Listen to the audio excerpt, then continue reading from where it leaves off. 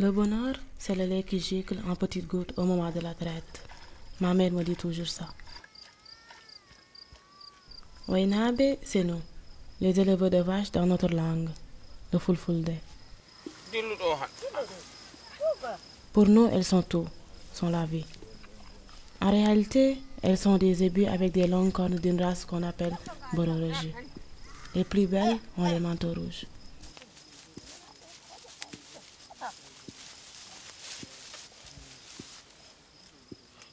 Comme les oiseaux, nous habitons en brousse, sans maison, dans des petits enclos d'épinards. Et nous nous déplaçons toujours à la recherche de pâturage pour notre repos. Nous sommes les Wodabe, les nomades du soleil.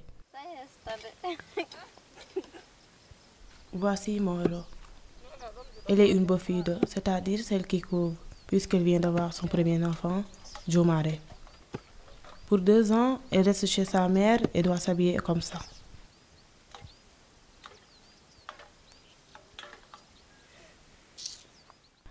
Jomare était mal nourrie. Ça arrive chez nous quand il y a la sécheresse et les vaches n'ont pas de lait, mais elle s'est sauvée. Grâce à Dieu.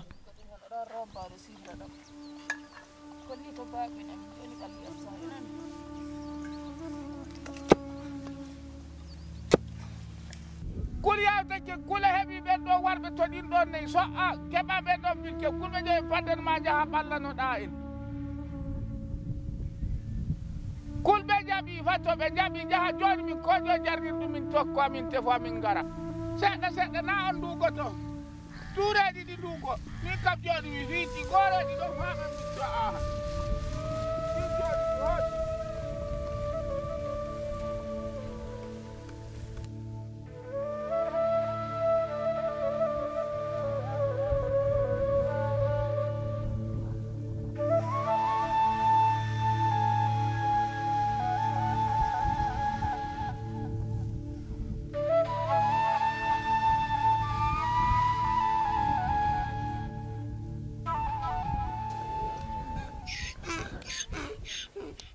Pendant l'hivernage, l'eau est partout et nous utilisons les mares remplies par la pluie. En saison sèche, pour avoir de l'eau, pour nous et pour nos troupeaux, nous devons replier vers nos territoires de tâches où il y a des puits. Aller au puits, c'est un travail que nous devons faire tous les jours.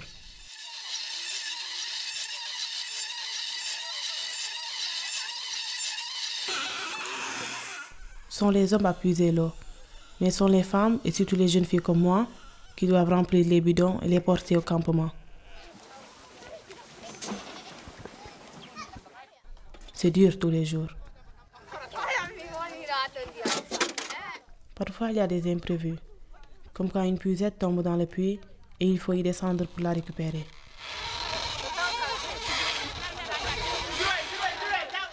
Tout le monde est très inquiet pour le garçon qui doit descendre.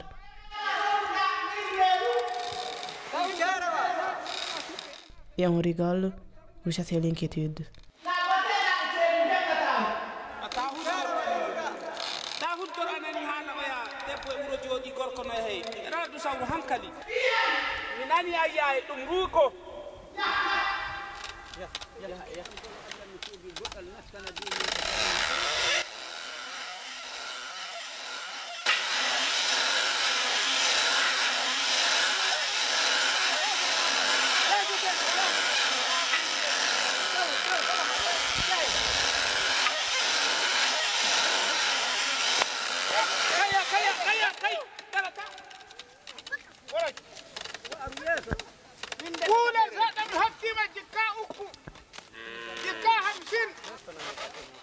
Chez nous, on fait toujours beaucoup de plaisanteries.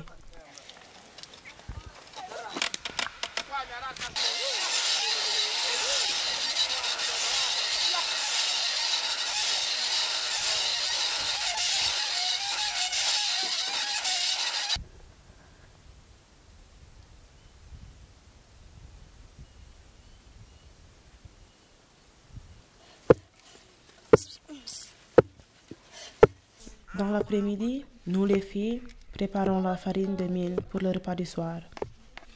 Les grains sont d'abord mouillés et ensuite séchés pour les plier plus facilement. C'est notre nourriture pendant la saison sèche et nous l'achetons chez les agriculteurs puisque nous ne cultivons pas.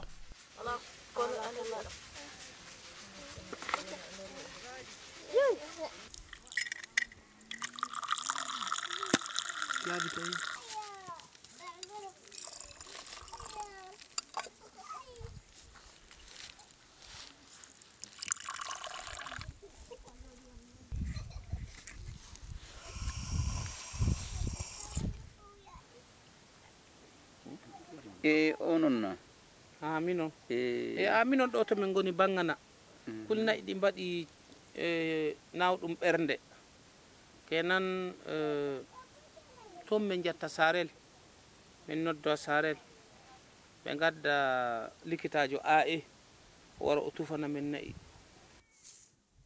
ɓuri nata ɓuri balde kula balde min ɓe ƴamata ɗum fa so Allah ɓe doobo mi anda noy tagu wiɗata ɗum hayno ñarada ɗawɗa goɗɗo. Aujourd'hui, Rissa, l'auxiliaire d'élevage qui travaille avec la Proxivette, la clinique mise en place par Vétérinaires sans frontières, vient vacciner nos vaches.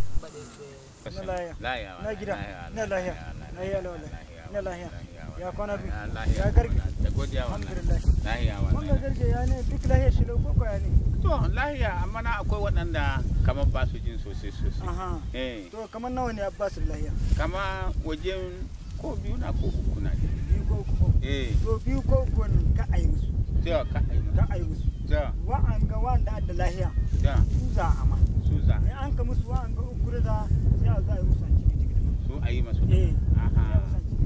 to ma'adan.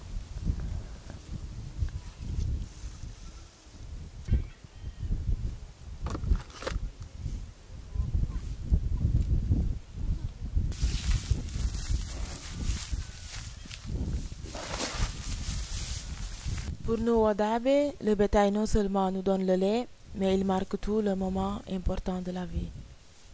D'un homme ou d'une femme, de la naissance à la mort. Depuis le taureau égorgé pour l'imposition du nom, jusqu'à celui sacrifié pour la sadak, pour honorer les morts. Il ne nous donne pas seulement le lait. Nous tenons beaucoup à nos bêtes et leur santé est notre premier souci. Si une vache tombe malade, tout le monde est très inquiet. Dans le passé, nous avons perdu des troupeaux entiers à cause des maladies. Maintenant, nous savons que c'est possible de prévenir la maladie avec une piqûre, la vaccination.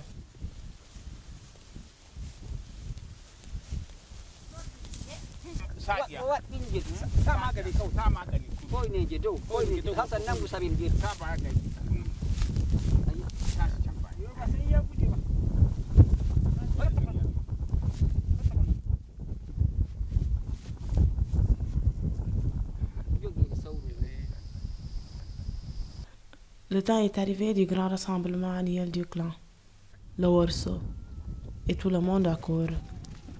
À cause du bétail, nous les Wadabe ne pouvons pas vivre groupés. Mais pourtant, nous sommes unis et très solidaires. Le Worso, c'est la joie d'être ensemble, de se retrouver avec la famille et les amis, après la souffrance de la longue saison sèche. C'est aussi l'occasion pour fêter toutes les naissances et tous les mariages de l'année. Le premier jour, on égorge des taureaux pour sacraliser ces événements importants. Tout le troupeau doit être montré et seront les familles à choisir les bêtes pour le sacrifice. Une réunion des anciens, la Soura, organise tout ça.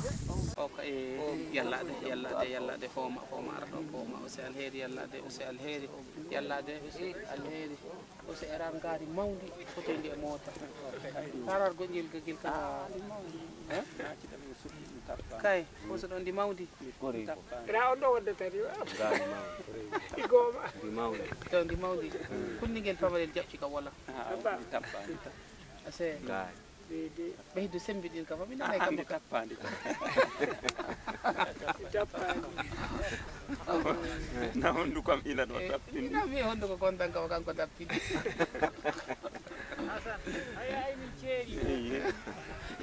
ko magade Emi e mo kan ma onon ben hulata mi on leko mo. Ngari wadde ko ɗum faddano mi alaji ben. Ayye. Non te nan alaji ko hani ma kunni afandi ni an kam soɗata. Minon darata ko amen. Minon darata ko amen to de to Allah balla. Allah balla e habbo ni.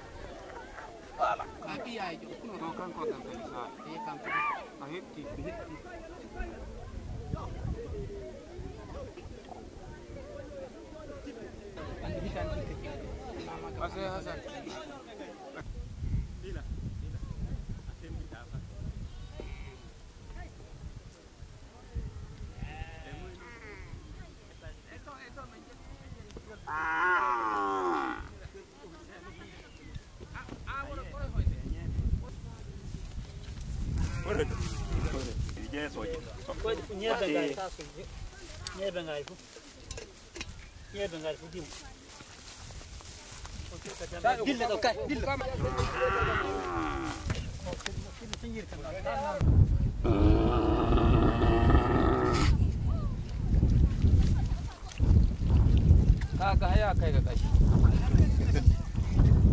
Ana gama da kai. Ana gama. Kaga fa sai da na birkita shi wancan ko wallahi ban birkita. Ana gani ko. Tuer, même un taureau, n'est pas normal. Tu ne peux pas faire ça à la légère. Il faut purifier les mecs qui ont tué et le couteau aussi.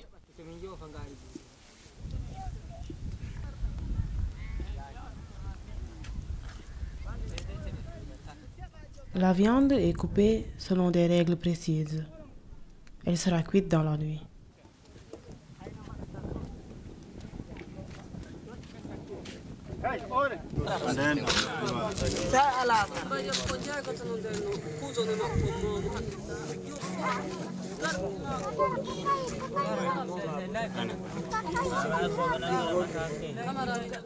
Le orso, c'est aussi l'occasion pour les jeunes de se connaître. Les garçons se maquillent pour danser le yake et le rume et renouveler ainsi la tradition des Wodabe.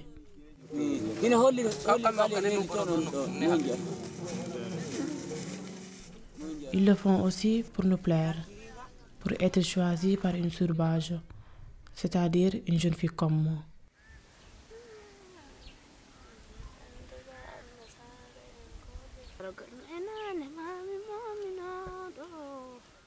Nous aussi, les filles, nous nous maquillons pour être encore plus belles.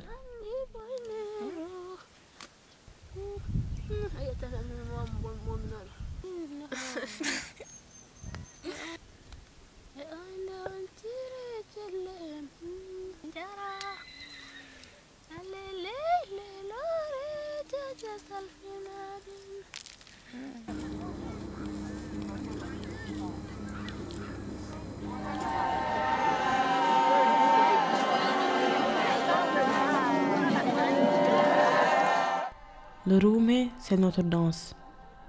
Filles et garçons sont ensemble dans la nuit. Les filles derrière les garçons qui se déplacent en cercle, lentement.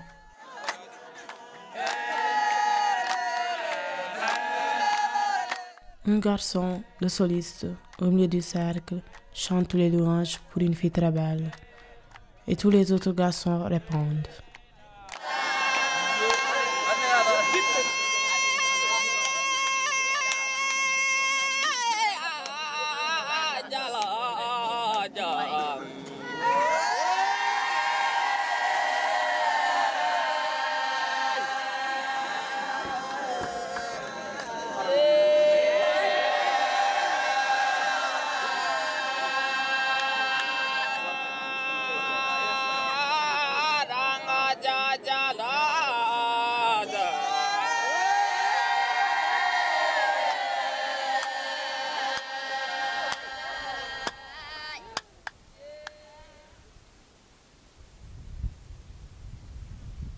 L'orso est terminé et la saison des pluies aussi.